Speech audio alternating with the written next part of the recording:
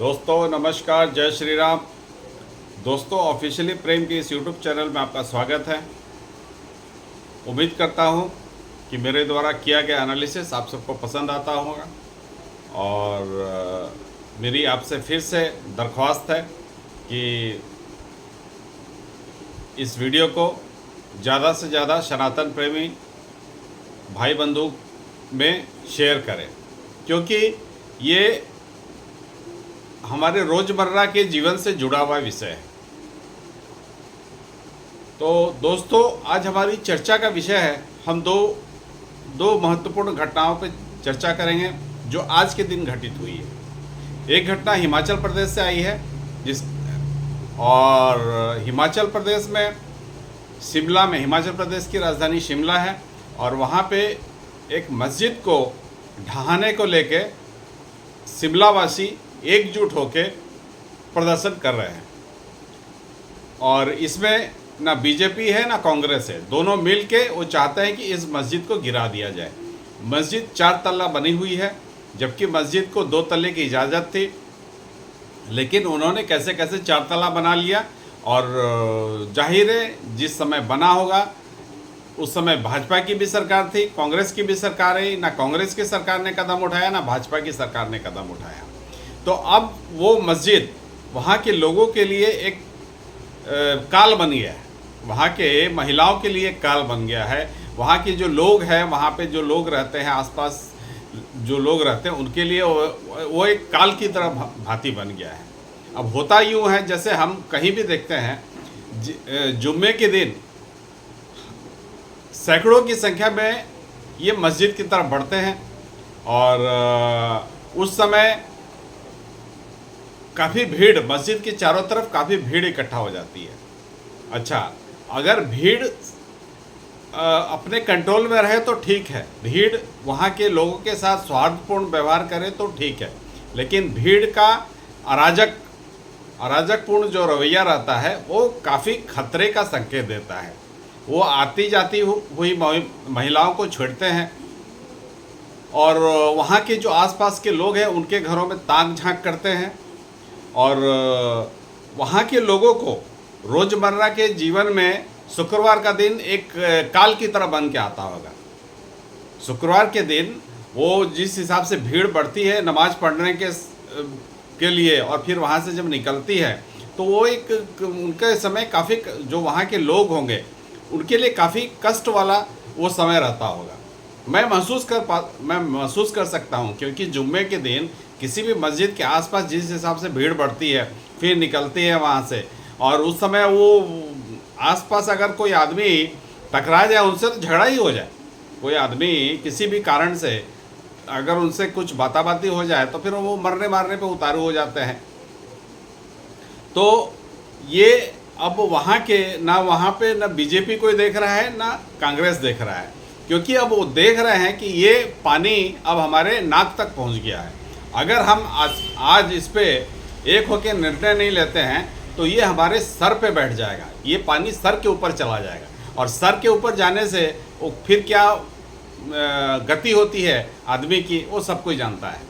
तो इसी हिसाब से मैं शिमला के लोगों को थैंक यू कहना चाहूँगा, उनको धन्यवाद देना चाहूँगा कि देर से सही उनको इस चीज़ का आभास तो हुआ। जैसा उनका ही कहना है, वो आज जैसे टीवी में चल रहा था, जैसे वहाँ के लोग कह रहे थे कि ये थोड़ी थोड़ी बात पे मरने मारने पे उतारू हो जाते हैं, आते जाते लोगों के घर में ताक-झाक करते हैं, महिलाओं का उस रास्ते से चलना मुश्किल हो जाता है और वहाँ का एक माहौल पूरा बिगाड़ के रख देते हैं। एक सौहार्दपूर्ण माहौल जो रहता है वो बिगाड़ के रख देते हैं। तो ये खाली हिंदुस्तान में नहीं है, ये स्थिति ये सिर्फ हिंदुस्तान में नहीं करते हैं, ये पूरे वर्ल्ड के जिस कोने में भी जाते हैं। इनका 57 मुल्क है, लेकिन वो उस 57 मुल्क में नहीं रहना चाहते हैं, ये दूसरे मुल्क में जाते हैं अच्छी नौकरी के लिए, अच्छी क्वालिटी ऑफ लाइफ के लिए, लेकिन जाके फिर वहाँ पर भी जाके वो इसी तरह की गुंडागर्दी करते हैं। माने इस तरह की गुंडागर्दी उनको कैसे आती है समझ में, क्योंकि मेरे ख्याल से इनको बचपन से ही पढ़ाया जाता है कि तुम्हें गुंडागर्दी कर रहे हैं। और इनकी जो पेरेंट्स होते हैं वो फख्र महसूस करते हैं कि हमारा बेटा ये गुंडा है, उसको चमका के आ गया, उसको धमका के आ गया, कार्य सही कार्य जवेदवा का बोला, उसको वो का बोला, इस तरह की बोलचाल की भाषा है इनकी। तो ये सिर्फ हिंदुस्तान में नहीं है। अब अभी पिछले दिनों 2-3 दिन पहले स्वीडिश पीएम जो है, स्वीडिश डेप्यूटी प्राइम मिनिस्टर जो कि एक महिला है, उन्होंने मुसलमान आबादी को देख के कहा कि अगर वो हमारे वैल्यू को बर्दाश्त नहीं कर पा रहे हैं, हमारा जो स्वीडिश वैल्यू है उसको बर्दाश्त नहीं कर पा रहे, तो हमारे देश छोड़ के चले जाएं। फ्रांस भी यही चीज़ कर रहा है, जर्मनी भी यही चीज़ कर रहा है, इटली की जॉर्जिया मेलोनी भी यही चीज़ कर रही है। तो पूरे यूरोप से भी ये भगाए जा रहे हैं। और भारत के लोग, हिंदू सनातनी, अब इस बात को बर्दाश्त करने वाले नहीं हैं कि ये गुंडई करें, ये तमाशा करें, ये अराजकता पैदा करें और लोग देखते रहें। तो ये भारत के लोग अब बर्दाश्त करने वाले नहीं हैं। तो शिमला के लोगों को मैं धन्यवाद देना चाहूँगा, उन्होंने इस तरह का प्रदर्शन निकाला और वो मस्जिद को टूटना ही चाहिए। जैसा उन शिमला के लोगों का कहना है कि पहले मस्जिद में 15-20 लोग रहते थे, अभी 300 की संख्या वहाँ पर रहती है। और ये जो 2 मंजिलों ऊपर बना लिए है वो गैर कानूनी है, उसको तो टूटना ही है। अब देखिए, हालांकि कांग्रेस की सरकार वहाँ पे है, कांग्रेस की सरकार वहाँ पे क्या स्टेप लेती है।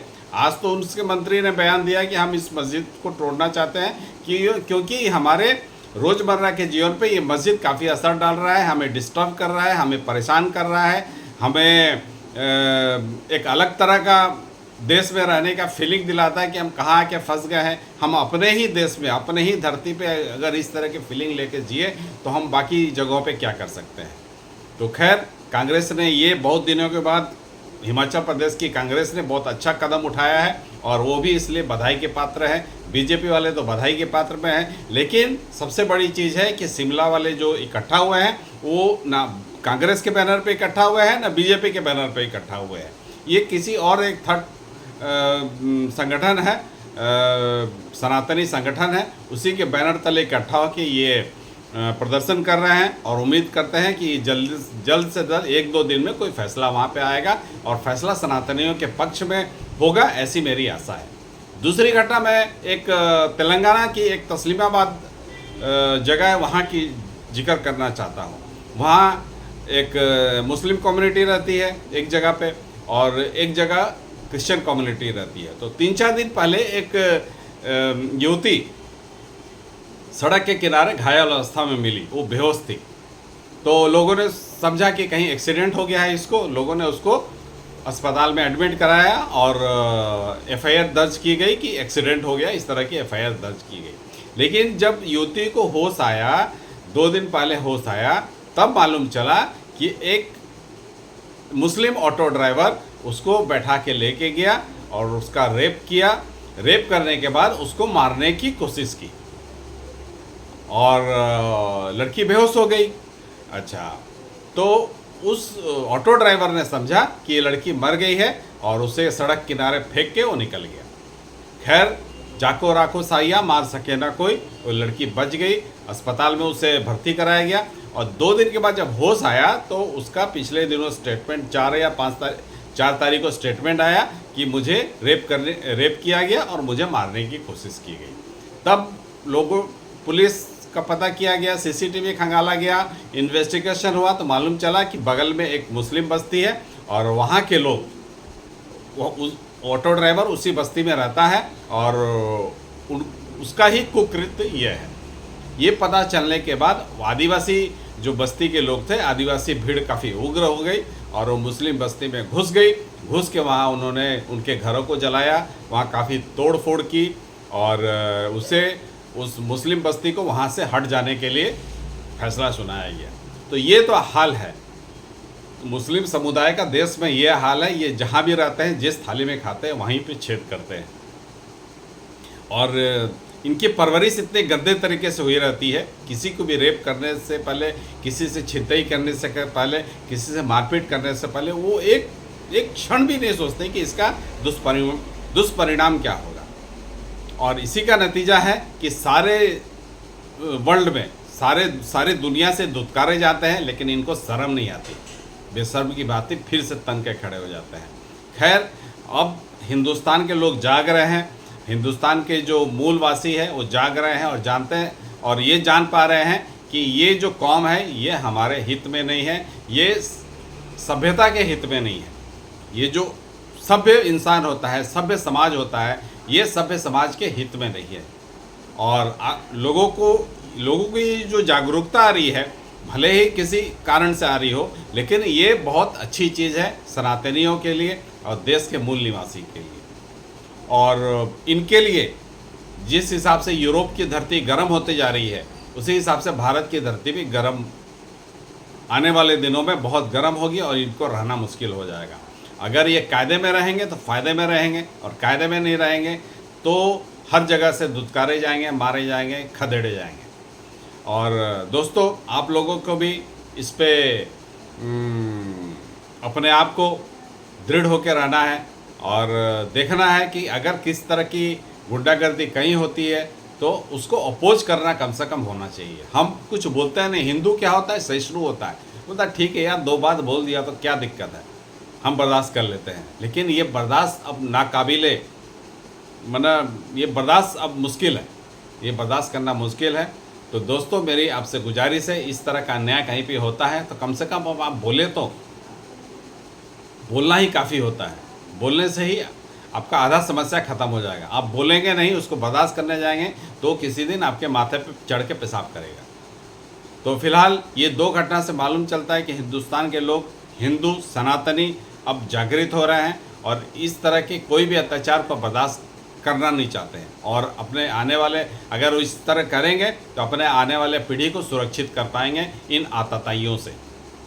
तो फिलहाल दोस्तों इतना ही, ये 2 घटना आज की ताज़ा घटना थी, सोचा मैं आपसे साझा करूं। और इसके बारे में आप क्या कहते हैं ज़रूर अपने कमेंट हमें दें, ताकि हमें समझ में आए कि हिंदू जनमानस, सनातनी जनमानस इस विषय पे क्या सोचता है। तो फिलहाल दोस्तों इतना ही, नमस्कार। मेरी फिर से आपसे गुजारिश है, दरख्वास्त है कि इस वीडियो को साझा करें और लाइक करें और कमेंट ज़रूर दें, ताकि मालूम चले कि आप हमारी वीडियो को कितना पसंद करते हैं या नापसंद करते हैं। जय श्री राम दोस्तों।